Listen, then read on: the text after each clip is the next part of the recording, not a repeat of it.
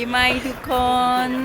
มื้อนี้ข้าพเจ้ามากิยอนชิโจเนาะมาอันศาลเจ้าแห่งนี้มีชื่อเสียงหลายทางด้านการอันขอพรด้านความรักเนาะให้ได้แต่งงานปีใหม่เนาะมื้อนี้ได้มาขอพรแล้วปีนี้ได้แต่งงานแน่นอนกัมบัตเต้ได้แต่งงานแท้ๆเด้เทื่อนี้ได้ปีนี้ได้love you เด้อ Happy New Year everybody I love you all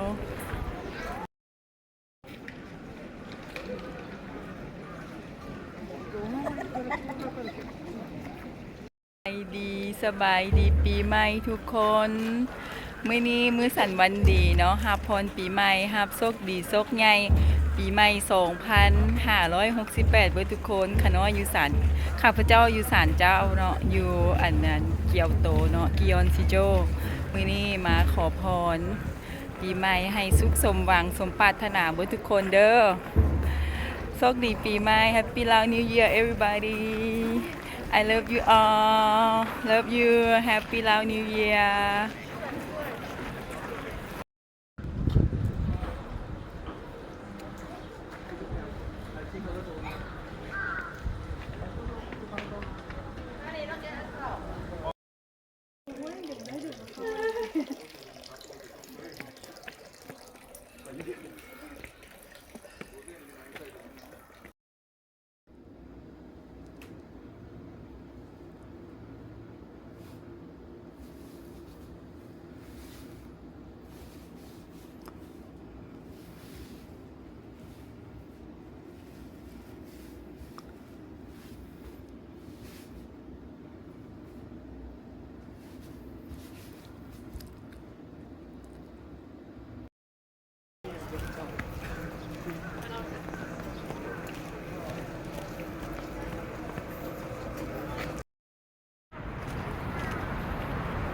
Hello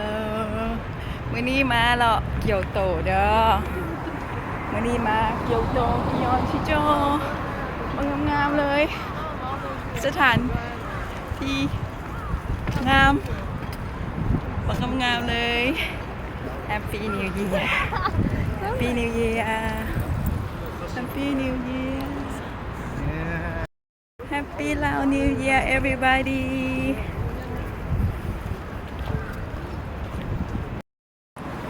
นี่แมนกิยอนชิโจเนาะ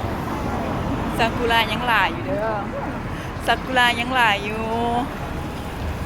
หม่องนี่แมนคนมาเที่ยวหลายเนาะหลายแท้หลายมาเป็นแหล่งท่องเที่ยวของเกียวโตคนยางเนาะเพราะว่าอันสลายกับเจ้ามาเบิ่งต้นซากุระเพราะว่าต้นซากุระอยู่นี่มันยาวเป็นแถวเลยแล้วเจ้าปลูกไว้เนาะอันนั้นก็เป็นห้องระบายน้ำเนาะ